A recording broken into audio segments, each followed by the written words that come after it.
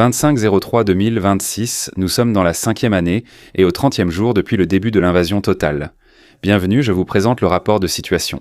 Dans le rapport d'aujourd'hui, nous voyons des attaques contre des infrastructures importantes à l'arrière russe, un regroupement très intéressant sur le front et une attaque de drones absolument remarquable, ainsi que bien d'autres choses. Hier, il y a eu une attaque contre l'un des ports les plus importants de Russie, que nous avons bien sûr examiné dans le rapport de situation. Je ne pouvais évidemment pas vous en priver. Un jour plus tard, il y a eu une nouvelle attaque contre un autre port extrêmement important, et il s'agit d'un port qui ne nous est pas si inconnu que ça. Il s'agit en effet du port d'Oust-Louga, qui a déjà été attaqué à plusieurs reprises.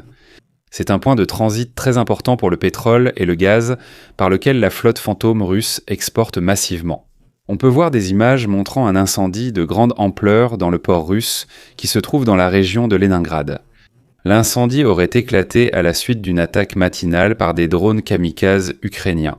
Sur les images disponibles, on peut voir un important dégagement de fumée, ce qui indique des incendies persistants au sein de l'infrastructure portuaire.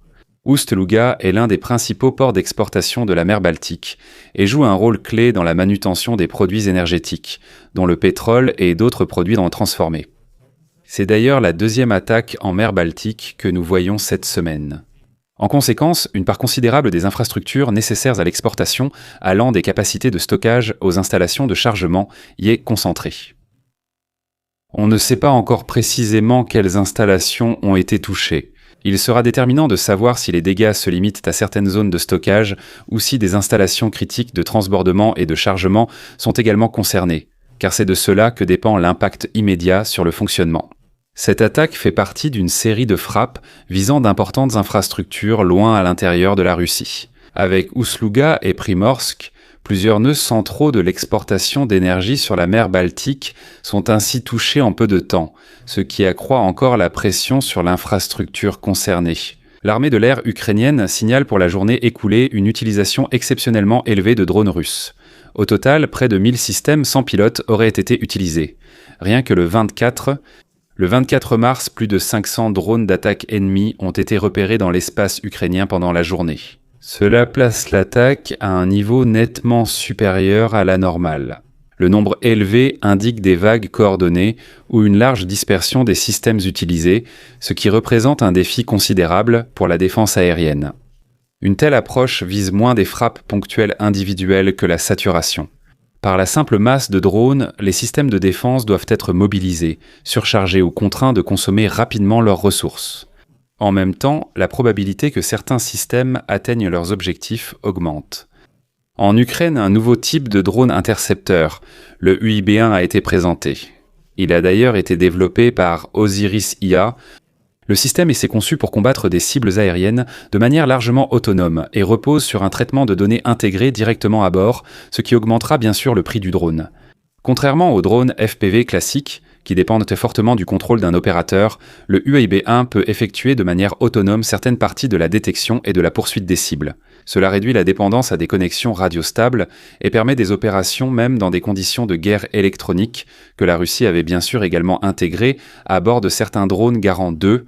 Avec des vitesses annoncées allant jusqu'à 315 km/h, le drone est conçu pour poursuivre et, logiquement, intercepter des cibles rapides.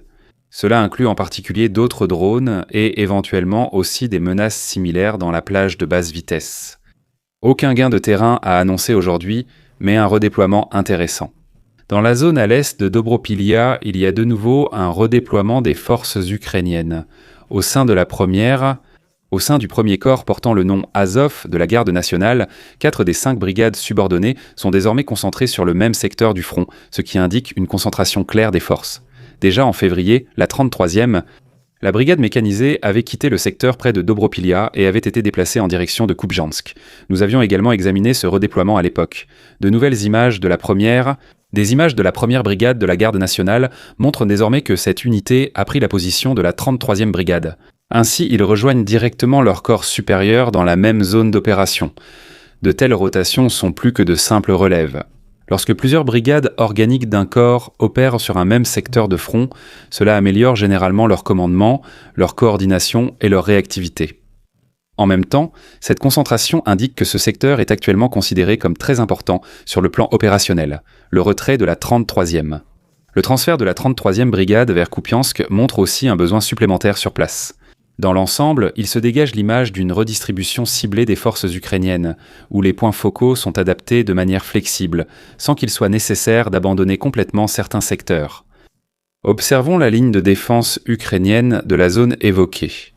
Des images montrent le développement de positions de défense échelonnées, avec au moins 2 lignes bien visibles. La première ligne se trouve à environ 5 km à l'est de la localité et constitue une position avancée de sécurité ou de protection. Position de retardement. Plus près de la localité, à environ 1 km à l'est, une deuxième ligne a été établie qui entoure le village en formant un anneau et assure la sécurité dans toutes les directions à partir de là. Cette structure indique un développement ciblé en un soi-disant point d'appui, comme nous l'avons déjà vu plusieurs fois sur des cartes de situation. Alors que la ligne extérieure sert à engager et ralentir les forces ennemies qui approchent dès le début, la position annulaire intérieure assure la véritable fonction défensive. Cette structure intercepte les attaques, fait gagner du temps et permet de déplacer rapidement les forces dans l'anneau. L'installation autour du site présente ainsi un échelonnement classique, une ligne avancée pour l'usure, suivie d'une zone de défense fermée avec une capacité de résistance plus élevée. Dans un secteur de front dynamique, un tel endroit peut servir de point d'ancrage local, même si les lignes environnantes sont sous pression ou se déplacent. Ce matin, dans la région russe de Leningrad, des installations stratégiques ont été attaquées par des bombes larguées depuis les airs. Selon les informations disponibles, des avions légers de type A-22 ont été utilisés, à partir desquels des munitions ont été larguées. Si ces informations se confirment, cela constituerait un usage inhabituel de cette plateforme. Les avions légers de sport et utilitaires, comme l'A-22, ne sont à l'origine pas conçus pour des attaques militaires, mais ils peuvent être adaptés à des systèmes de largage simples avec relativement peu d'efforts techniques. Et il n'y a pas de pilote à bord non plus. Cet avion est piloté comme un drone.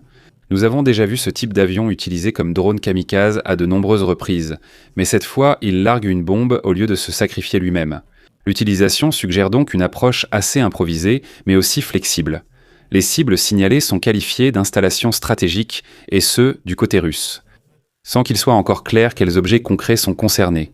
De même, il manque des informations fiables sur l'ampleur des dégâts. Ce qui est particulièrement intéressant, c'est le lieu de l'événement. La région de Leningrad est éloignée du front, ce qui souligne la portée de ces attaques. En même temps, il est rapporté qu'il pourrait s'agir du premier largage documenté de pompes à air sur cette région depuis la Seconde Guerre mondiale. Cet incident s'inscrit dans une évolution où, outre les drones, d'autres systèmes porteurs, parfois non conventionnels, visent de plus en plus l'arrière du territoire russe. Concentrons-nous toutefois sur les drones. En effet, après l'attaque de drones contre le chantier naval de Vyborg, il est rapporté qu'un navire de patrouille russe en construction de la classe Projet 2355-0 présente une gîte sur bâbord. Des images indiquent que le navire a été endommagé dans la cale ou lors de la construction. Le projet est un navire de patrouille polyvalent capable de naviguer dans les glaces, jouant un rôle clé, surtout dans les zones nordiques et arctiques que la Russie veut reconquérir. La construction de ces unités est complexe et longue, si bien que des dégâts structurels lors de l'achèvement peuvent en causer d'importants retards. Une gîte visible indique au moins une voie d'eau ou des dommages structurels qui pourraient nécessiter une réparation complète. Merci à tous les abonnés, membres de la chaîne et à l'équipage Algo, ainsi qu'à Uwe Södertrenecke, Sila Ditic et Ferdi Mayerhofer. Abonnez-vous, likez, commentez et à bientôt pour le prochain rapport.